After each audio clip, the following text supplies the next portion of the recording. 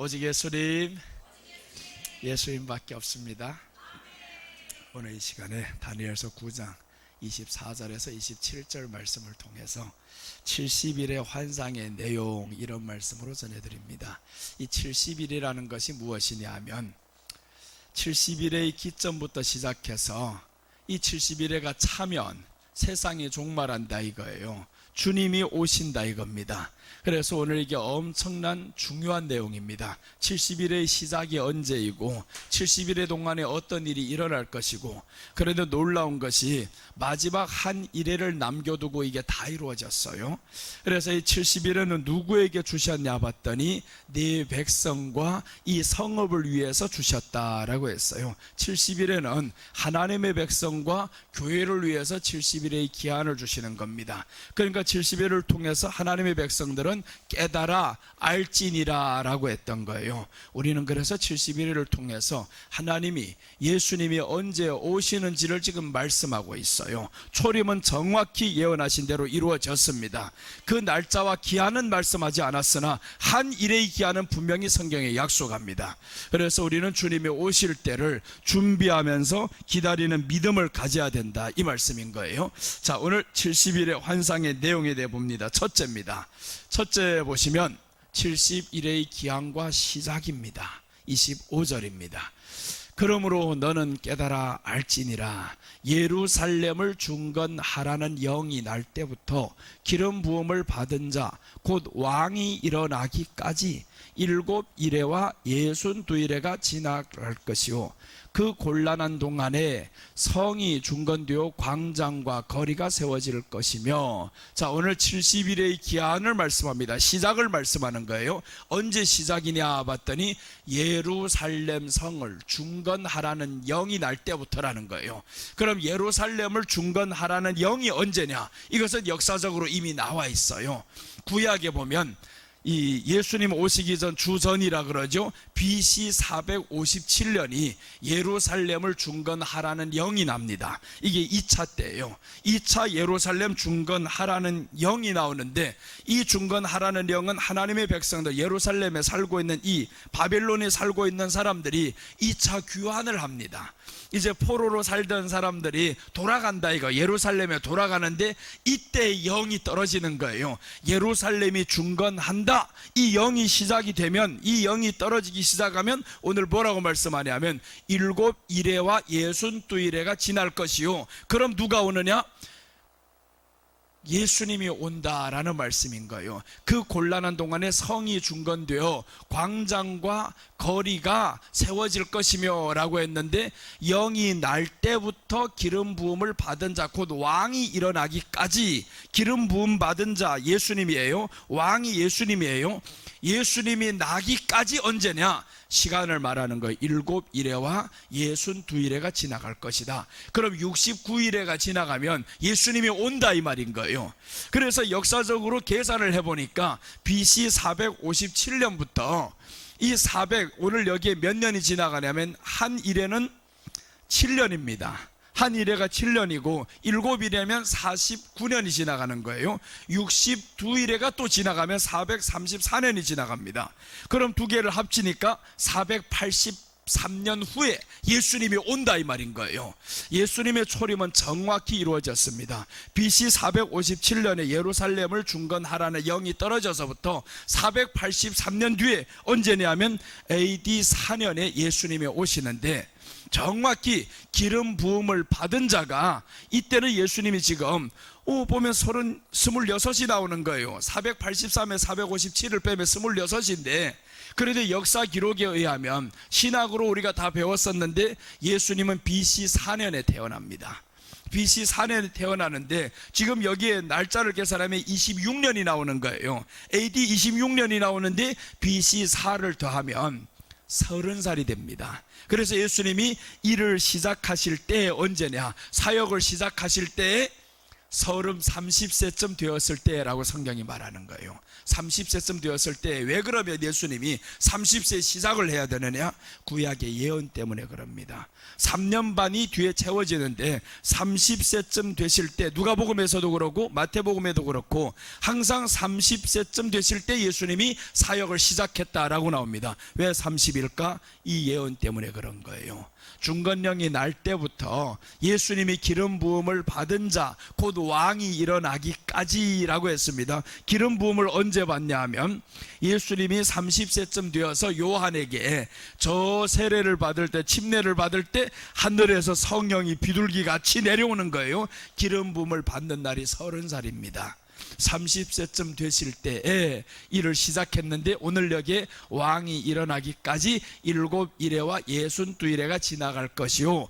그러니까 483년이 지나간다 이거예요. 이 예언으로부터 483년이 지나가는데 놀라운 것은 예수님이 30살이 되실 때 보니까 483년이 차는 해였습니다. BC 457년이 성전 2차 중건령이 나옵니다. 그때부터 시작해서 483년이 지나간다 했는데 예수님이 태어나신 그날을 보니까 태어나신 날과 함께 더 나아가서 이제 기름 부음을 받는 날을 보는 거예요. 그러니까 30세가 되는 겁니다.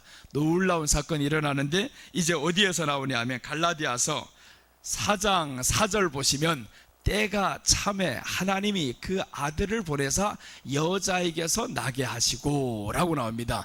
때가 차야 된다 이겁니다. 이 때라는 것은요, 구약에 예언하신 그 때를 이루시는 겁니다. 이 때가 차야 되는 거예요. 그런데 예수님은 정확히 이 때가 참에 왔어요. 먼저 오신 것도 아니고 후에 오신 것도 아니고 정확히 하나님의 예언하신 대로 왔습니다. 그리고 오늘 69일회가 지났는데 이제 한 일회가 남았어요. 한 일회가 남으면 7년이다 이거예요. 이 7년의 기점이 언제냐라는 것을 이제 뒤에서 설명드릴게요. 오늘 이렇게 해서 이 457년부터 시작해서 예수님의 재림까지 71회를 정해 두셨어요. 71회를 정해두셨다. 이거는 하나님의 백성들이 알아야 될 내용입니다. 하나님의 백성들은 주님이 야 봐라, 내가 너희들에게 중요한 것을 가르쳐 줄게, 그렇게 하면서 오늘 깨달아 알지니라 라고 했습니다. 다니엘을 향해서 너는 깨달아 알지니라. 그래서 2차 중건령이 날 때부터 시작하는데 기름 부음을 받는 자가 오기까지라고 했는데 정확히 이루어졌어요. 그래서 예수님의 오심은 역사적인 기록과 함께 하나님의 말씀의 예언 그대로 이루신 예수님이셨어요. 그러니까 우리 예수님이 초림 때 정확히 이렇게 오셨단 말이에요. 그런데 이 약속을 누가 믿었냐고요? 침례 요한이 믿었던 거예요. 아무도 믿지 않을 때 침례 요한이 이 말씀을 믿고 광야에 나갑니다. 이 침례 요한은 성전에 있어야 될 사람인 거예요. 제사장의 아들이라면 성전에서 편하게 제사를 드리면서 살아야 되는데 성전에서 주는 이 모든 걸 먹고 살아야 될 사람이 광야에 나간다 이겁니다. 광야에서 우리 주님을 예비할 길을 이 사람은 주님이 오신다라는 것을 바로 엘리야가 와서 그 길을 평탄하게 할 것이요 라고 했는데 광야에서 예수님을 맞이한다라는 것을 구약의 내용을 이 침례 요한은 알았던 거예요. 그러니까 자기가 있어야 할 자리 성전임에도 불구하고 광야에 나가서 예수님을 기다렸습니다. 정확히 30세쯤 되니까 예수님이 오셨잖아요. 언제부터 광야에 나가서 기다렸는지는 알 수는 없지만 그러나 예수님이 30세쯤 되니까 이 요한을 만나는 거예요. 요한을 만나서 요한이 아니 내가 어떻게 당신께 이렇게 세례를 베풀겠냐고 아니디옵니다 라고 했어요. 예수님이 아니다, 우리가 합력하여 선을 이루는 것이다. 그렇게 해서 요한이 예수님께 세례를 베풀었더니 어떤 일이 벌어졌냐면 하늘에서 소리가 들립니다. 이는 내 사랑하는 아들이다. 기름 부음이 오는 거예요. 그래서 기름 부음이 있을 때 하나님의 사랑하는 아들임을 사람이 아는 거예요. 우리가 그 기름 부음은 성령이 충만할 때 하나님의 사랑하는 아들임을 안다 이거예요. 그래서 성령의 충만함이 안 되면, 없으면 내가 하나님의 자식인 줄 사람들 모르고 살아가요. 입으로만 나 하나님 믿어요, 나 하나님의 자녀요 이렇게만 알지 하나님의 자녀로 가면 얼마나 큰 기쁨으로 살아가야 되냐고요. 그 하나님의 자녀라는 이 엄청난 축복을 받았으면 사람은 상상 못할 은혜를 우리는 받은 거예요. 그 은혜를 깨달은 사람들이 지금 하나님 앞에 목숨을 내 던집니다. 금요일 날도 말씀드렸지만 장요나 목사님이 10개월 동안을 그렇게 누워있다가 식물인간으로 살다가 하나님이 고쳐오셨다는 사실을 알았어요. 10개월을 누워있어 식물인간으로, 일반 중풍으로 누워있은 게 아닙니다. 식물인간으로 누워있었습니다. 사지를 꼼짝 못하고 못 쓰는데, 그런데 소리는 다 들리더라는 거예요. 나를 욕하는 소리, 비방하는 소리, 별소리가 다 들리는데 말씀의 소리도 들리고, 그런데 이제 감림산 기도원에서 이 집회 참석하다가 그 집회 장소에도 훅 던져놓은 거예요. 그러니까 말씀은 계속 듣다 보니까 어느 순간에 최요한 목사님이 안수기도를 하는데 그때 하나님의 생기가 들어가 버렸어요. 이 사람이 그때 점점 일어나기 시작하는데 몸에 힘을 얻습니다. 마치 에스겔 37장에서 나왔던 내용들처럼 이 뼈들이 모아지기 시작하는데 하나님의 생기가 들어갔더니 뼈들이 이제 모아진 것들이 살이 붙으면서 그때부터 움직이기 시작했어요. 그 목사님이 그런 사람이에요. 10개월 동안 식물인간으로 살다가 이렇게 일어나 보니까 이제는 알았어요. 하나님의 전능하심에 대해서 알았어요. 하나님이 나를 사랑하는구나, 예수님이 나를 사랑하시는구나. 그때부터 알고 이 사람은 하나님 앞에 목숨을 던졌습니다. 그래서 지난 금요일 날에 목요일 날 만났는데 우리 집이 논현동에 있다는 거예요. 논현동은 두 개 있잖아요. 인천에 논현동이 있고 강남에 있잖아요. 그래서 강남에 논현동인데 집 주소를 몰라서 못 간답니다. 왜 그 정도로 하냐? 근데 천국의 주소는 안 돼요. 내 주소는 천국이다. 그래서 집이라는 곳이 있는데, 논현동에 있는데 가보지 않았대요. 수십 년을 지금 집을 한 번도 안 가보니까 주소를 다 잊어버렸어요. 가는 길을 다 잊어버렸어요. 왜 그러냐? 나의 고향은 천국이다 이러는 거예요. 나의 고향은 천국이다. 아내가 5년 전에 죽었는데 몰랐어요. 5년 전에 3년 후에 이 아들이 알려준 거예요. 엄마가 가면서 너희 아버지 하나님의 일을 하는데 내가 가로막힌 자가 되고 싶지 않다. 나의 죽음이 저에게 가로막힌 자가 되고 싶지 않다. 그렇게 해서 5년이 지난 이때 알았어요. 내 아내가 돌아갔다라는 사실을. 다 하나님 앞에 구원받은 은혜를 생각하니까 세상 것이 그렇게 중요하지 않다 이거예요. 다 초월하면서 살더라고요. 보니까 이렇게 여기에 다 쇠를 박아가지고 몸이 경직되어서 이렇게 살고 있는데도 80에 그렇게 살면 얼마나 불편해요. 몸 구부리지도 못하고 옆으로도 못하고 머리도 들지 못하고 항상 이 자세로만 살아야 됩니다. 이 자세로 살아가는데 자기는 우리 주님이 오실 때까지 일만 하다 죽겠다는 거예요.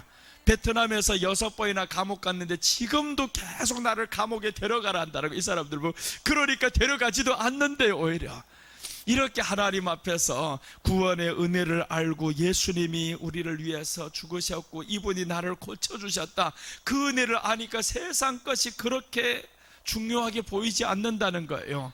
여러분, 우리가 정말 이런 은혜를 받은 사람이에요. 하나님이 이런 은혜를 우리에게 주셨는데 예수님의 예언대로 정확히 세상에 오셨어요. 약속하신 대로 오셨고 그분이 또 약속하신 대로 십자가에 못 박히시고 그 십자가의 은혜를 우리에게 주시려고, 드디어 그 십자가의 은혜를 아는 사람이 있는가 하면 모르는 사람이 또 있어요. 여러분, 우리는 그 은혜를 알아가야 됩니다. 그 은혜는요, 사모하면 고백하면 하는 대로 계속 커지게 되어 있어요. 그래서 이 은혜를 우리가 점점 키워서 우리 주님의 십자가의 은혜를 알면 땅의 것이 중요하지 않아요. 사사로운 감정에 사로잡히지 않아요. 언제까지 사사로운 감정에 사로잡힌다? 그럼 이 사람은 어디에 아직도 먼 사람이냐면 십자가에 대해서 멀고 먼 사람이에요. 십자가의 은혜를 점점 알아가기 시작하면 사사로운 감정이 중요하지를 않아요. 나도 지금 조금씩 알아가는데, 야, 알면 알수록 중요하지 않아. 이게 별것 아니구나. 사람이 나를 욕해 비웃어 무시해 중요하지 않아요. 우리 주님이 나를 보는 그 시선만 생각합니다. 예수님이 나를 바라보실 때 어떻게 생각하실까? 내가 한번 고난당할 때 우리 주님이 나를 보면서 일어나지 않을까? 그래서 이 목사님은 감옥 갈 때마다 기대가 된다는 거예요. 감옥에 한번 들어갈 때마다 하나님이 주실 축복이 기대가 된다고. 베트남은 공산당 국가여가지고 교회를 못 세웁니다. 중국보다 더 해요. 교회를 못 세우는데 그렇게 교회를 세우다가 감옥에 들어갔어요. 6번 들어갔다 오면서 350개 교회가 세워졌습니다. 그렇게 교회를 세우지 못하는 곳에서 350개 교회가 세워지면서 병원은 또 얼마나 많이 세웠는가, 학교는 얼마나 많이 세웠는가. 그러면서 자기가 했다 소리 안 하더라고요. 내가 나타날까 봐 두렵다고, 그래서 나는 한국에 안 온대요. 한국에 오기 싫다고, 오면 너무 알아준다고, 너무 띄워준다고, 그게 싫다는 거예요. 베트남에 가서 아들하고 몇십 년을 못 만났는데 아들이 너무 상처를 받았어. 어느 날 우리 아버지는 저 베트남 사람밖에 몰라, 예수님 믿더니 미쳐버려가지고 베트남 사람밖에 몰라. 그래서 베트남 아이들을 다 공부시키는데 자기 아이들은 공부시키지도 못했어요. 나가 있다 보니까. 생명이 주님이 나를 구원했으니까. 그렇게 거기에 살다가 어느 날 아들이 이 아버지에게 너무 화가 나서 한번 가서 보구나, 내가 한번 따지러 가야 되겠다. 베트남에 갔다가 아들이 선교사가 되어버렸어요. 그래서 지금 아들이 50인데 이 베트남에 가보니까 우리 아버지가 하나님의 은혜가 얼마나 컸으면 이렇게 살아갈까. 그래서 베트남에 있는 사람들 다 이 사람의 아들이 되어서 자녀가 되었어요. 이 아들도 지금 이제 50이 되어서 선교사로 어디 떠났는데 모른대요. 어디 갔는지도 모르고 연락이 없어. 서로 하나님의 일만 우리는 하다 가자. 하나님 앞에 나가서 살아야 된다. 우리 고향은 하나님의 나라다. 그래서 우리 주님 오시기만을 기다리고 있어요. 내가 살아생전 우리 예수님 만나기만을 기다리고 있는 이 한 사람을 보면서, 야, 우리들의 믿음도 이렇게 가야 되겠구나. 본인은 사도 바울 다음에 내가 되고 싶다는 거예요. 사도 바울이 선교를 했던 것은 사도 바울이 4개국을 선교를 했어요. 이렇게 돌아다니면서. 그래서 지금 이분이 세워놓은 선교회가 비라캄이에요. 나는 비라카미가 무슨 뜻인지 처음에 몰랐어요. 만나보니까 비는 베트남이고 라는 라오스고 카는 캄보디아고 미는 미얀마, 이렇게 4개국을 비라카미 선교를 하다가 이 4개국을 지나서 이제 이스라엘로 자기가 마지막을 열러 가겠다. 우리 주님이 오실 때를 내가 대비해야 되겠다. 이런 말을 들으면서 참 마음에 위안을 얻었어요. 이렇게 하나님 앞에서 살아가는 사람이 있으니 우리 주님이 얼마나 기뻐하겠냐고요. 이런 사람이 없으면 주님은 탄식하실 거예요. 밤낮 교회에서 작은 일로 인해서 다투기만 하고 시비만 걸고 교회 걸 어떻게 하면 웅장하게 사람 어떻게 채울까 이런 생각만 하고 있는 사람들 보면 우리 주님이 탄식할 것 같아요. 그런데 오늘 이렇게 우리 주님은 때가 있다 이겁니다. 다 때가 있는데 초림은 정확히 그 때에 맞춰서 오셨어요. 그럼 마지막 재림도 마찬가지인 거예요. 한 일회를 지금 남겨뒀는데 언제부터 시작이 되는가 이제 후에 말씀드릴게요. 전도서에 보면 3장 1절입니다. 범사의 기한이 있고 천하 만사가 다 때가 있나니 날 때가 있고 죽을 때가 있으며 심을 때가 있고 심은 것을 뽑을 때가 있으며, 이 때에 대해서 말씀하죠. 범사의 기한이 있다. 만사에 다 때가 있다. 때를 놓치면 안 됩니다. 예수님을 믿을 만한 때를 우리는 놓치면 안 되는 거예요. 은혜 받을 만한 때를 우리는 찾아야 되고요. 날 때가 있으면 죽을 때가 있는데 사람들은 날 때만 알지 죽을 때를 몰라요. 자기 죽음을 항상 준비하면서 살아가야 되는데 죽을 때를 모릅니다. 그래서 그날에 이야기하다가 이런 이야기가 있었어요. 사촌이 밭 사면 배가 아프다, 이런 속담이 어떻게 있을 수가 있냐고 이게. 근데 그럴 수밖에 없어요. 사촌이 밭 사면 배 아픈 게 아니라 옆에 교회가 잘 때도 배 아파요. 왜 그러냐면 사촌이 가난하게 살 때 당신 잘 될 때 준 게 있냐고. 옆에 교회가 당신이 이렇게 크게 될 때 작은 교회가 어려워서 굶고 있을 때 준 것이 있냐고. 나눠줘야 되는데. 그러니까 이 사람들 서양 세계에서는 그게 아니란 말이에요. 성경 안에는 사촌이 밭 사면 배 아프다 이런 속담이 없어요. 성경 안에 왜 없냐면 가난한 자, 과부와 고아를 위해서 항상 밥 모퉁이에다 남겨둬야 됩니다. 고아들을 위한 율법이 있어요. 그런데 우리는 그게 없잖아요. 우리는 나만 잘 되면 되는 거예요. 우리 교회만 잘 되면 되는 거예요. 옆 사람들 굶어 죽든 말든 신경 안 씁니다. 나만 잘 되면 돼. 그러니까 이게 사촌이 잘 되면 배가 아프지, 옆에 사람이 잘 되면 축복해 줘야 되는데 이 축복이 나가겠냐고요. 나를 많이 도와준 사람이 그 사람이 잘 되면 내가 얼마나 축복할 거예요. 야, 그분은 잘 돼야 돼, 더 잘 돼야 돼, 이렇게 할 건데 하나도 도우지 않는 사람, 오히려 내 것을 빼앗아가려고 하는 사람, 이런 사람이 잘 돼 봐봐요. 배가 아프지. 그러니까 이런 속담이 우리에게만 있는 속담인 거예요. 아주 나쁜 속담이지. 그러니까 우리가 있을 때 사람에게 나눠주고요, 있을 때 베풀면서 살아야 되고요, 심을 때가 있고 거둘 때가 있다, 뽑을 때가 있다, 날 때가 있고 죽을 때가 있다. 그러니까 우리가 자기 집안만, 교회가 그렇잖아요. 우리 집안만 하고. 옛날엔 그렇지 않았어요. 40, 50년 전에는 교회밖에 몰랐습니다. 먼저 교회다. 그런데 보세요, 언제부터인가 그렇지 않아요. 우리 집부터 먼저가 되었어요. 좋은 것도 우리 집에 먼저 갖다 놔야 돼. 우리 집에서 안 쓰는 거 교회 갖다 놔. 이게 언제부터 이렇게 되었습니까? 집에서 안 쓰는 거 교회 갖고 오잖아요. 그러니까 이게 이제는 교회는 다 뒷전이 되어버렸어요. 자기 집이, 자기 영원히 살 집이 이게 자기 것만 제일 최고가 된 거예요. 그런데 날 때가 있으면 죽을 때가 있다고 했는데도 죽는다 이거예요. 네가 아무리 그렇게 많이 챙겨놓고 살아봐도 죽는다 이겁니다. 그러니까 죽기 전에 우리는 뭘 해야 돼? 다 나눠줘야 되잖아요. 어차피 내가 갖지도 못하는 거 나눠주면서 평소에 그렇게 살면 얼마나 좋아요. 여러분, 우리는 정말 우리 주님이 오셔서 우리에게 구속의 은혜를 주셨으면 다 때가 있습니다. 이 때를 놓치면 줄 수 있는 때도 놓칩니다. 드릴 수 있는 때도 놓치는 거예요. 하나님의 감동도 받는 때가 있고요, 그 감동을 무시할 때가 또 옵니다. 그래서 우리는 하나님의 감동이 있을 때 늘 하나님 앞에서 주여 그 때를 위해서 나는 살겠습니다, 그 때를 나는 놓치지 않겠습니다, 때를 알고 살아가시기를 바랍니다. 때를 무시하는 한 인간이 성경에 나옵니다. 그러다가 이 사람은 죽어요. 때를 무시하다가 어느 날 누구가 복음을 받아들였어요. 가서 이제 전합니다. 야, 우리가 믿어야 돼. 우리가 믿고 정말 하나님 앞에 살아야 돼. 그랬더니 사람이 무시하는 거예요. 믿으면 뭘 하냐고, 하나님이 심판이 어디 있냐고, 죽으면 다지. 이렇게 해서 결국 이 사람이 안 믿었어요. 그러다 어느 날 며칠 후에 보니까 그 집안이 불이 나 타서 죽었어요. 다 태워서 죽었습니다. 롯의 자녀들 그랬잖아요. 롯의 사위들이 그랬잖아요. 롯의 사위들에게 말했더니 농담으로 여겼더라 하는 거예요. 하나님의 말씀을 농담으로 여겼다. 우리 창세기 19장 14절입니다. 롯이 나가서 그 딸들과 결혼할 사위들에게 말하여 이르기를 여호와께서 이 성을 멸하실 터이니 너희는 일어나 이 곳에서 떠나라 하되, 그의 사위들은 농담으로 여겼더라.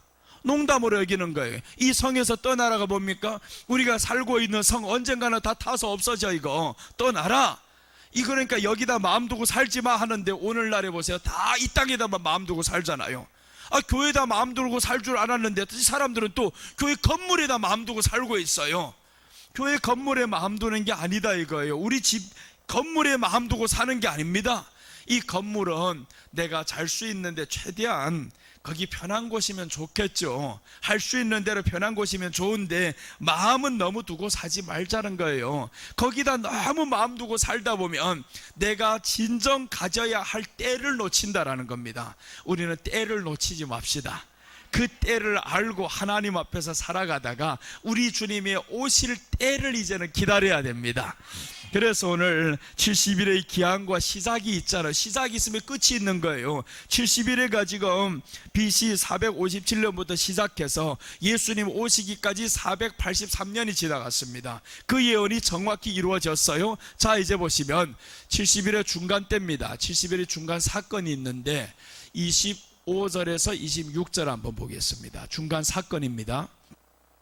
25절 보시면 그러므로 너는 깨달아 알지니라 예루살렘을 중건하라는 영이 날 때부터 기름 부음을 받은 자 곧 왕이 일어나기까지 7일에와 62일에가 지날 것이요 그 곤란한 동안에 성이 중건되어 광장과 거리가 세워질 것이며 성이 중건된다고 했죠. 세워질 것이며 26절 보시면 62일의 후에 그러니까 정확히 69일에가 지나가야 되죠. 69일에가 지나가면 기름 부음을 받은 자가 끊어져 없어질 것이며 예수님이 30세 이후에 끊어져 없어진다는 거예요. 예수님이 그러니까 30세 이후에 죽는다라는 것을 여기에 말씀하는 거예요. 62일의 후에 기름 부음을 받은 자가 끊어져 없어질 것이며 그래서 예수님이 정확히 30세 이후에 죽잖아요. 자, 그 다음 보시면 장차 한 왕의 백성이 와서 그 성읍과 성소를 무너뜨리려니와 장차 한 왕의 백성은 누구냐 하면 디도 장군이 옵니다. 예수님이 죽으신 다음에 로마 황제를 이렇게 배신했던 이놈이 하나가 일어나는데 디도 장군이 엄청난 권력을 가져요. 이 권력을 잡는 이놈이 어떻게 하냐면 완전히 성읍을, 성소를 무너뜨립니다. 그때 이제 예루살렘이 완전히 망합니다. 어차피 이 사람은 로마에서 다 자기 나라는 있었지만 이 나라가 내 나라가 아닙니다. 로마에 속한 나라예요. 이렇게 살던 이 나라가 이제는 완전히 없어집니다. 그래서 성소를 무너뜨리려니와 라고 나옵니다. 그의 마지막은 홍수에 휩쓸림 같을 것이며, 그의 마지막은 이스라엘입니다. 예루살렘입니다. 홍수에 휩쓸림 같을 것이며, 완전히 없어졌잖아요. 홍수에 휩쓸려서 나라가 산산조각이 나버리고, 이때 사람들이 얼마나 죽냐면 110만 명이 죽어요. 110만 명이 죽고 9만 7천 명이 포로로 끌려갑니다. 엄청난 사람들이 포로가 되면서 죽는 사람이 더 많았죠. 그런데 더 놀라운 것은 또 끝까지 전쟁이 있으리니 황폐할 것이 작정되었느니라. 이스라엘 보세요. 나라가 세워져서부터 계속 전쟁이 있죠. 끝까지 전쟁이 있을 것이며, 나라가 없어졌으면서도 홍수에 다 휩쓸려 갔는데 나라가 세워지면 어떡하냐? 끝까지 전쟁이 있으리니. 그래서 지금 우리가 예전에 중국에서도 그렇고 뉴스만 보면 뭐가 나와요? 이스라엘이 꼭 나옵니다. 지금도 이스라엘 뉴스가 계속 나오죠. 하마스 전쟁이 일어난다, 팔레스타인 전쟁이 일어난다, 계속 이렇게 전쟁하고 있잖아요. 예언한 그대로입니다. 끝까지 전쟁이 있으리니 황폐할 것이 작정되었느니라. 그러니까 이스라엘은 마지막에 황폐가 됩니다. 하나님의 백성이라고 해서 사람들 선민 사상을 가지고 이스라엘이 영원한 승리를 꿈꾸고 있는 거예요. 아니다 이겁니다. 이스라엘은 지금은 이기는 것 같으나 마지막은 밟힙니다. 다 밟혀서 없어집니다. 그렇게 해서 이제 전쟁이 있으리니라고 끝까지 있습니다. 끝까지 이스라엘은 전쟁이 계속 있습니다. 그러니까 이란, 중동 이 친구들이 결국에 마지막에 이스라엘을 공격한다 이겁니다. 그런 마지막 최후의 전쟁을 통해서 이스라엘이 승리하는 것 같은데 밟아버립니다. 적그리스도가 일어나서 결국에 밟아요. 그래서 전쟁이 있으리니 황폐할 것이 작정되었느니, 황폐한다 했잖아요. 전쟁 지금은 계속 이기는 것 같죠. 미국이 도와, 유럽이 도와 이기는 것 같습니다. 마지막에 이기는데 결국에 이 적그리스도가 나타나서 이스라엘을 밟아버려요. 야, 이 모습들을 보면서 그럼 어떡하냐? 주님이 재림하시는 거죠. 하나님의 백성들을 밟으면 재림하시는 거예요. 그게 끝입니다. 그래서 끝까지 전쟁이 있으리니 라고 합니다. 전쟁은 끝까지 있다라는 것은 예수님의 초림과 함께 이제 주님의 죽으심을 여기에서는 말씀하시고, 디도 장군이 일어나서 예루살렘을 회파시킬 것을 또한 말씀하시. 이게 중간 사건입니다. 그리고 마지막 때까지 이스라엘은 전쟁에 계속 이렇게 휩쓸리면서 살아야 된다. 그래서 우리가 지금 이스라엘 전쟁을 계속 보면서, 야, 이스라엘은 왜 저렇게 자꾸 전쟁만 할까? 예언이 약속이 되었기 때문에 그렇습니다. 예언이 되었기 때문에, 그러니까 전쟁이 계속 일어날 수밖에 없어요. 우리는 이런 것들을 보면서 어느 나라와 어느 나라의 편을 들어 말을 하는 것이 아니라 하나님의 약속이 이루어지는 걸 봐야 됩니다. 하나님의 약속이 지금 이루어지고 있구나. 이렇게 해서 69일에가 지나갔어요. 이제 마지막 한 일회가 남는데, 자, 마태복음 24장 1절 보시면 이것은 예수님의 초림 때 예루살렘이 회파될 것을 예수님이 말씀하는 겁니다. 1절 2절 보시면 예수께서 성전에서 나와서 가실 때 제자들이 성전 건물들을 가리켜 보이려고 나오니 대답하여 이르시되 너희가 이 모든 것을 보지 못하느냐? 내가 진실로 너희에게 이르노니 돌 하나도 돌 위에 남지 않고 다 무너뜨려지리라. 예루살렘 성전이 이렇게 다 무너진다, 돌 하나도 돌 위에 남지 않는다, 다 무너진다고 했는데 주 70년에 정말 예루살렘 성전이 회파되었습니다. 돌 하나도 돌 위에 남지 않아요. 왜 그렇게 됐냐 하면 돌 사이에 금이 있어요. 그러니까 그 금을 가져가려고, 금을 발라놨는데 이 금을 가져가려고 돌 하나하나 다 깎아버려서 결국에 돌 하나도 남지 않는 하나님의 약속, 주님의 예언이 그대로 이루어졌습니다. 여러분, 그래서 하나님의 약속은 무서운 거예요. 약속하면 그대로 이루어집니다. 축복의 약속도 그대로 이루어지고요, 저주의 약속도 그대로 이루어집니다. 그러니까 우리는 축복의 약속을 받는 사람들인 거예요. 자, 이렇게 디도 장군에 의해서 마지막까지, 지금 디도 장군은 이미 초림 때 사역이 끝났어요. 이 사람이 써야 할 일들은 끝났는데 마지막 때에 일어날 이놈은 적그리스도가 일어나게 되어 있습니다. 자, 이제 70일에와 마지막 한 일을 보겠습니다. 70일에와 마지막 한일회를 보는데 셋째입니다. 70일에와 마지막 한일회 27절입니다. 27절 보시면 그가 장차 많은 사람들과 더불어 한 일회 동안의 언약을 굳게 맺고 그가 그 일회의 절반에 제사와 예물을 금지할 것이며 또 포악하여 가증한 것이 날개를 의지하여 설 것이며 또 이미 정한 종말까지 진노가 황폐하게 하는 자에게 쏟아지리라 하였느니라 하니라. 자, 이게 마지막입니다. 마지막 때 예수님의 초림까지 69일회가 지나갔어요. 그 다음에 이제 70일회가 찾아면 한일회가 나와야 되는데 그가 장차라고 했죠. 장차. 그러니까 69일회 하고 이 장차라는 이 시간이 하나 남은 거예요. 예수님의 초림까지 69일회가 지나갔으면 한일회가 남았는데 이 70일회가 채워지면 이제 끝납니다. 70일회가 채워지면 끝났는데 이제 마지막 한일회가 남았어요. 한일회가 남은 건 7년입니다. 이 7년은 그가 장차 많은 사람들과 라고 했어요. 장차라는 건 69일회 이후에 마지막에 일어날 이 한일회, 이때 장차가 누가 나타나요? 그가 나타나요. 그가는 누구냐 봤더니 내용을 보면 이 그가는 그 일의 절반에 제사와 예물을 금지할 것이며, 제사와 예물을 금지한다라는 건 한마디로 하면 예배를 금지한다 이 말인 거죠. 예배를 금지하겠다, 이 그가입니다. 그러니까 예수님은 아니죠. 예수님이 오시면 예물을 금지할 일이 없잖아요. 예배를 금지할 일이 없지. 그러니까 예배를 금지한다. 그 다음에 또 그가 어떤 놈이냐 봤더니 포악하다는 거예요. 포악하다. 예수님은 포악하지 않아요. 포악하다. 가증한 것이 날개를 의지하여 설 것이며, 그래서 가증한 것이 날개를 의지하여 설 것이며 라는 것은 마태복음 24장 15절에 나옵니다. 가증한 것이 거룩한 곳에 선 것을 보거든 읽는 자는 깨달을진저 유대에 있는 사람들은 산으로 도망할지어다 라고 했어요. 그래서 여기에 가증한 것이 날개를 의지하여 선다라고 하는 것은 마지막에 예루살렘 성전을 더럽힙니다. 이게 가증한 것이 적그리스도가 일어나서 예루살렘 성전, 하나님의 성전들을 다 더럽힌다 이거예요. 실제로도 예루살렘 성전이 세워집니다. 이제 그러니까 문자 그대로도 세워질 것이고, 그리고 나아가서 온 세상에 있는 하나님의 성전들을 더럽힐 거예요. 그래서 교회 안에서 누구를 전하지 못하게 하냐면 예수님을 빠지게 만들어요. 종교다원주의를 만들어 가지고 예수님 전하지 못하게 합니다. 그러니까 교회 안에 봐봐요. 언제부터인가 목사님 후임자를 세우는데 누가 다 합니까? 이제 알아서 성도들이 알아서 투표하잖아요. 성도들에게 마음이 드는 사람이 이 목사가 이 강단에 설 수 있는 거예요. 그러니까 성도들이 알아서 투표합니다. 그래서 이제 신임을 얻으면 계속 할 수 있는 거고, 신임을 못 얻으면 목사는 그만인 거예요. 이렇게 누가 주인이 된 거예요? 이제는 성도가 주인이 되었잖아요. 말씀이 주인이 아닙니다. 말씀 때문에 은혜 받아서 성도들 해야 되는데 네 편 내 편 갈라서 가지고 이런 일들이 벌어졌어요.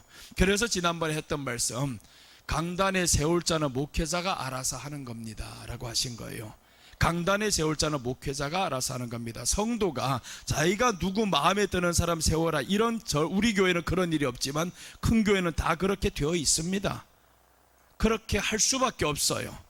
그래서 오늘 마지막에 가증한 것이 날개를 의지하여 설 것이며 라고 했는데, 이 가증한 것이 교회 안에서 예수님을 빼버리게 만들어요.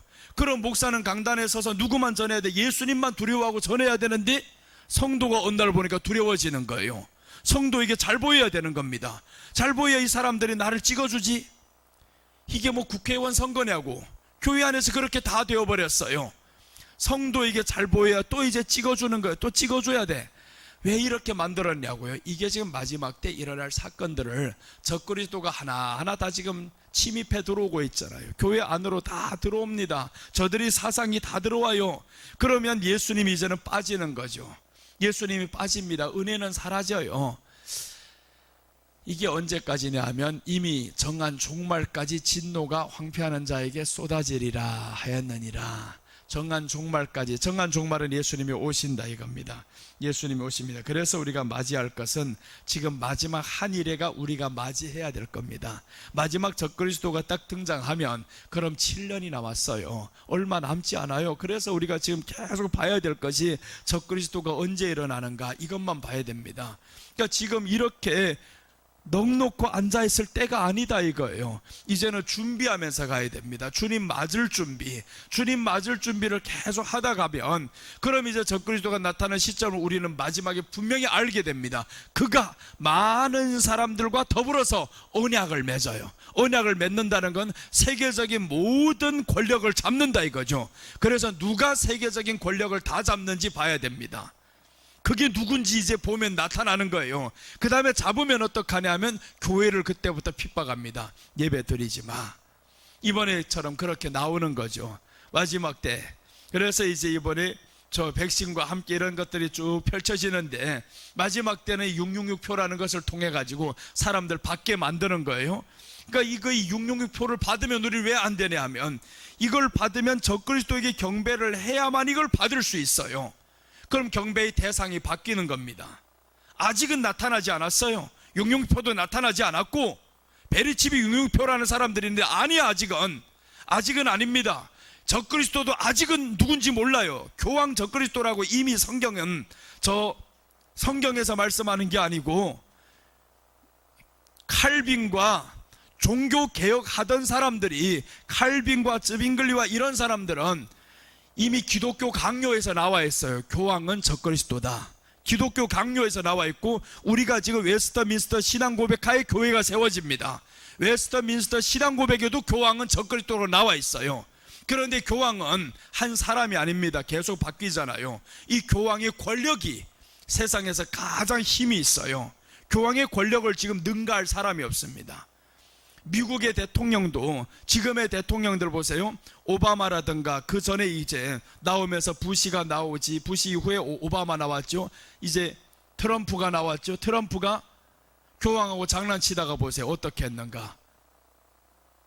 그 짧은 동영상이 얼마나 화제가 되었어요. 교황하고 악수하는데 손가락으로 이렇게 했다가 훗날에 사과를 하잖아요. 오바마는 아예 직접적으로 나는 당신을 경배합니다라고 무릎 꿇었어요. 교황에게 그렇게 무릎 꿇은 뉴스들이 다 나옵니다. 이런 것들로 다 지금 밝혀졌단 말이에요. 그러니까 교황의 권력이 최고예요. 그러면 미국의 대통령이 이 교황에게 경배한다라고 할 정도면 세상에 미국의 대통령보다 더 센 사람이 어디 있냐고, 더 권력을 가진 사람이 어디 있어요? 없잖아요. 그럼 마지막에 이제 봐야 되는 거예요. 이 교황에게 모든 권력을 넘겨줄 때가 언젠지. 그러니까 지금의 교황일지 다음의 교황일지 그거는 모른다 이거예요. 그거는 알 수가 없으면. 그래서 교황의 권력을 우리가 유심히 살펴봐야 된다고 다니엘서 7장과 8장을 통해서 우리는 본 거예요. 그래서 교황의 권력이 지금 점점 커지고 있습니다. 우리나라도 마찬가지예요. 천주교를 건드렸다가는 문제가 생깁니다. 천주교 신부가 한번 들고 나오면 이게 엄청나게 사태가 복잡해지는 거예요. 그러니까 천주교의 권력이 점점 커집니다. 이제는. 그러니까 마지막까지 정한 자에게 쏟아지리라 라고 합니다. 정한 종말까지 진노가 황폐하는 자에게 쏟아지리라, 이런 말씀들이 나와요. 그래서 데살로니가 후서 한번 보겠습니다. 2장 1절 보시면 저에 대해서 더 상세하게 말씀을 합니다. 형제들아, 우리가 너희에게 구하는 것은 우리 주 예수 그리스도의 강림하심과 우리가 그 앞에 모임에 관하여 영어로나 또는 말로나 또는 우리에게서 받았다 하는 편지로나 주의 날이 이르렀다고 해서 쉽게 마음이 흔들리거나 두려워하지 말아야 할지니라. 자, 이제 더 뒤에 보면 누가 어떻게 하여도 너희가 미혹되지 말라. 자, 이제 보세요. 누가 주의 날이 이르렀다고 해가지고 흔들리지는 말라는 거예요. 그런데 누가 어떻게 하여도 미혹되지 말라. 먼저라고 했죠. 먼저 배교하는 일이 있고 저 불법의 사람 멸망의 아들이 나타나기 전에는 그날이 이르지 아니하리니. 먼저는 배교하는 일이 있다라는 거예요. 예배 드리지 마 하니까 사람들 안 드린다 이거예요. 배교를 하죠. 교회 안에서 배교합니다. 예수님 전하지 않으니까 누가 다 주인이 되었어요? 마귀가 주인이 되는 거죠. 자, 먼저는 배교하는 일이 일어난다. 그리고 이제 저 불법의 사람 멸망의 아들은 적그리스도입니다. 적그리스도가 나타나기 전에는 그날이 이르지 아니하리니. 그러니까 사람들이 몇 년 남았다, 어떤 일이 일어난다 믿을 필요가 없는 거예요. 내가 뭘 보고 왔다 쓸데없는 소리 하지 마. 성경대로 가야 되는 거예요. 아무리 예언을 받다 뭘 한다고 해서 하늘에 가서 하나님이 보여주셨다 다 믿을 바가 안 되는 거예요. 직접 하나님이 보여주셨다고 믿을 바가 안 됩니다. 성경만 믿어야 되는 거예요. 마지막에 이런 것들이 많이 일어납니다. 내가 천국 봤어요, 지옥 봤어요, 이런 사람들 많이 일어나요. 천국 간증하는 사람 점점 많아질 거예요. 내가 받았다라는 사람 점점 많아질 겁니다. 안 듣는다 이거예요. 네가 뭐라고 해도 들을 바가 안 돼. 하나님이 직접 말씀했다, 뭘 보여주셨다고 진짜 이런 것들을 알 수도 있습니다. 우리 옛날에 있었던 전도사님 한 분 있는데, 교회에서 잘 섬기다가 어떤 목사님을 만나서 예언하는 목사를 만났어요. 근데 그 예언하는 목사님이 어떤 예언을 해주었냐면, 전도사님, 저 시흥동이 2층에 노란 집이 있는데 거기에 개척을 해야 돼, 이런 거예요. 노란 집이라고 정확히 알려줬어요. 2층이라고 알려줬어요. 그런데 이분이 그 주소 따라서 가보니까 정말 있는 거예요. 너무 신기해서, 야, 하나님이 주신 게 맞네. 내 말은 그때부터는 안 들어갑니다. 나는 안 된다 그랬어요. 이건 하나님의 뜻이 아닙니다. 하나님이 이렇게 역사 안 합니다. 성령 역사는 이렇게 하는 게 아니오. 그런데 그 사람은 점쟁이처럼 하는 소리를 듣고 들어갔어요. 거기에 들어갔는데 그날 밤에 꿈을 꾼 거예요. 이 뱀이 그 안에 가득히 있더라는 거예요. 하나님이 구원하는 장소가 왜 뱀이 있어? 이거 성령 역사가 아니야. 이거 그렇게 알려줬는데 또 그 사람은 자기가 들어가서 뱀을 쫓아내야 된다는 거예요. 네가 예수님이냐 뱀 쫓아내 이거? 그래서 이렇게 자기가 들어가다가 뱀 쫓아내다 결국에 지가 죽었어요. 2년 만에. 야, 내가 그래서 1년 만에 그분이 아파서 병원 갔을 때 찾아갔어요. 목사님, 그때 이제 안수 받았어요. 목사님, 지금도 안 늦었어요. 그만두세요. 그만두세요. 교회를 개척하는 것만이 사명이 아니요. 그렇게 해서 그만두라고 했는데 그만두지 않았어요. 남편이 업고 다니면서 했습니다. 2년이 지났는데 전화가 왔어요. 우리 목사님 돌아갔어요. 그래서 새벽에 내가 찾아갔어요. 가장 먼저 아무도 안 왔을 때 가서 한없이 울었어요. 저 쌍놈이 저는 목사 때문에, 저를 예언한다는 이런 것들 때문에 사람 해친다 이거. 얼마나 마음이 터질 지경이 아팠어요. 그때 보고. 그러니까 이런 것들에게 속는 사람도 문제인 거예요. 하나님의 말씀이 이렇게 버젓이 있는데 왜 하나님의 말씀을 믿지 않아? 예언은 왜 그렇게 사람들 믿냐고 이거. 그게 뭐가 그렇게 대단한 거라고. 노란 집이 있다고 하는데 뭐가 그렇게 대단한 거라고 그거. 그게 사람들이 믿어지는 거예요. 이 말씀이 없으면 그런 겁니다. 마지막에 이렇게 천국 봤다, 예언을 한다 하면 이 넘어가는 사람들 줄줄이 많아지는 거죠. 그래서 오늘 성경이 분명히 말씀하잖아요. 멸망의 아들이 나타나기 전에는 그날이 이르지 아니한다. 그러니까 우리는 그날이라는 것은 마지막 한일입니다. 마지막 한일의 그날이 언제 이르냐? 멸망의 아들이 나타난다. 그러니까 분명히 하나님이 우리에게 가르쳐 줍니다. 보여지게 만드는 거예요. 온 세상에 예수님이 오실 때 천하의 모든 사람이 다 보는 것처럼 멸망의 아들이 나타날 때도 다 보입니다. 왜 그러냐면 마지막 한일의 선고거든요. 이제 한일회가 남았다. 그러니까 적그리스도가 오는 것도 하나님이 주의 종들 통해서 다 알게 만들고 세상의 사람들 말씀만 알면 다 믿어지게 되게 돼 있어요. 그렇게 하나님이 마지막에 역사합니다. 주님이 오시기 전도 이 적그리스도가 많이 일어납니다. 초림 때도 그랬던 것처럼 재림 때도 똑같아요. 지금도 이 적그리스도라고 하는 것들이, 이 거짓 것들이 많이 일어나잖아요. 신천지부터 시작해가지고 얼마나 많은 것들이 일어나요.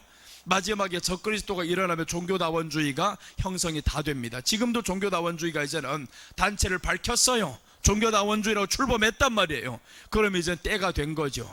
권력 하나만 받으면 끝납니다. 그래서 오늘 여기에 멸망의 아들이 일어난다, 이때까지는 흔들리지 말라 이거예요. 어떤 나를 말하는 인간들이 있으면 요건 가짜야 이거. 어떤 무엇을 봤다 해도 요건 가짜야 이거예요. 자기가 얼마나 연구를 하고 어떻게 해도 성경에 아닌 것 예언하는 사람, 봤다고 하는 사람, 요런 건 우리는 무시해야 됩니다. 그래서 예언을 조심해야 되는 거예요. 성경의 말씀 이외의 예언하지 마 이거예요. 괜히 자칫 잘못하다가 네가 신이 될 수가 있어. 너희 잘못된 한 말 때문에 어떤 사람은 굉장히 이게 큰 피해를 입을 수도 있습니다. 그러니까 성경 이외의 소리는 하지 말아야 되는 거예요. 목사는 성경 이외의 소리 하지 말고 예수님 이외의 소리는 하지 말아야 되는 거예요. 오늘 그래서 적그리스도가 마지막 일어나는 날이 오는데 이것만 보면 마지막이다 이거예요. 그래서 우리가 깨어서 이제 그날을 대비하면서 나는 분명히 저놈이 언제 일어나는가 지켜볼 겁니다. 난 뉴스 볼 때 다른 데 관심 없어요. 언제 저게 권력을 받는가, 이거 하나만 성경에 다니엘서 7장 8절에서 말씀합니다. 유심히 봐라, 유심히 봐라. 저기는 유심히 봐라고 해서 작은 뿔이 일어나는데 요거 하나만 유심히 보면 되는 거예요. 그래서 우리는 정파적으로 너무 쏠려도 안 됩니다. 그런데 너무 빨려 들어가죠. 나는 이쪽이요 저쪽이요 하지도 말고 마지막에 일어날 저기에서 멸망의 아들이 나타나기 전이 언젠가, 요 날만 보면 그때부터 우리는 깨어나야 되는 거예요. 지금부터 준비하는 사람이 깨어나지. 근력운동도요, 한 달 동안 누워있던 사람들, 야 내가 한번 달리기 해보겠다 해봐봐요. 달릴 수 있는가? 넘어집니다. 몸은 멀쩡한 것 같은데 넘어지는 거예요. 그런데 수년의 세월 동안 영적으로 한 번도 달려보지 않은 사람이 갑자기 달리기 해봐봐요. 넘어지지 못 달립니다. 그러니까 지금부터 우리가 믿음으로 차곡차곡 쌓아가는 사람이 마지막 때 야 빵 쏜단 말이에요. 저 적그리스도가 나타났다라는 건 이건 총소리가 나는 겁니다. 이제 달려 하는 거하고 똑같아요. 달려 할 때면 달려야 되는데 달리라고 해보니까 내 몸에는 이 근육이 다 사라졌어요. 아무것도 없단 말이에요. 그럼 달릴 수가 있냐고요? 안 되는 거죠. 그래서 지금부터 우리가 쌓아야 됩니다. 예배를 통해서 또 쌓고, 기도를 통해서 또 쌓고, 물질을 드리며 또 쌓고, 계속 하나님 앞에서 이렇게 살아가면서 마지막에 우리 주님이 오실 때 달려 하면 그때 확 달리면 얼마나 좋아요. 힘이 있어야 달리잖아요. 힘이 없으면 달리지를 못합니다. 영적으로 힘을 우리가 충전 잘해야 됩니다. 오늘 이렇게 세 가지를 말씀드렸습니다. 적그리스도가 일어나면 70일의 환상의 내용인데, 주님이 처음부터 마지막까지 예언하신 대로 이루시는데 기한입니다. 70일의 기한과 시작인데 2차 귀환이 언제냐? 457년부터 재림까지예요. 그러니까 70일의 이 기한은 2차 귀환령이 떨어지는데 예루살렘 성을 중건하라는령이 2차 귀환 때입니다. 그러니까 457년부터 재림까지 71회가 남았다 이거예요. 70일의 중간 사건입니다. 이 중간 사건은 예수님의 초림이 이루어집니다. 초림과 함께 예수님이 죽어요. 그리고 이제 거기에 따라서 성이 회파되는 거죠. 이게 중간 사건이었습니다. 70일의 마지막 한일입니다. 마지막 한일에는 7년 대환란과 적그리스도입니다. 적그리스도가 일어납니다. 일어나면 7년 대환란이 이제 터집니다. 7년 대환란. 그래서 지금 이 정치학자들이나 마지막에 또 한 번 온다는 거예요. 이 엄청난 것들이 또 지금 몰고 오는데, 지금 코로나를 통해서 온 세상을 한 번 덮쳤잖아요. 5년의 간격에 한 번씩 이런 것들이 온다는 거예요. 그런데 지금 봐봐요. 또 놀라운 게 있잖아요. 나는 그 얘기는 잘 안 믿어요.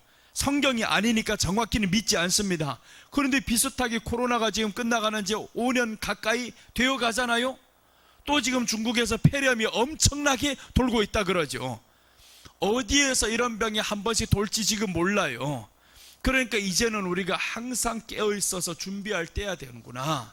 세상에 너무 빠져 있으면 안 됩니다. 믿음으로 준비해서, 그러니까 믿음으로 준비한다는 건 내가 예수님과 함께 이제 살아가는 연습을 계속 해야 됩니다. 자, 기도하겠습니다. 예수님 감사합니다. 오늘 70일의 기한을 정해놓고 69일에 만에 우리 주님이 오셔서 기름 부음 받은 자가 끊어진다라는 사실까지 정확히 이루어지는 것을 우리는 보았습니다. 주님이시여, 이제 마지막 한일을 놓고 있는데 멸망의 아들이 일어나기까지는 그날이 이르지 아니하리니 라고 했으니, 이제 적그리스도가 일어나는 것을 우리가 봄으로 인해서 다 깨어서 하나님 앞에 정말 산으로 도망할 수 있는 사람들 되게 하여 주시옵소서. 높은 신앙을 가지고 하나님 앞에서 정말 우리 주님과 동행하며 살 수 있는 믿음의 용사들 다 되게 하여 주옵소서. 또 한 주간도 우리 성도들 승리하게 하여 주시옵시고 하나님의 말씀 안에서 놀라운 은혜를 받게 하여 주옵소서. 감사를 드리며 다시 오실 예수님의 이름으로 기도드립니다. 아멘.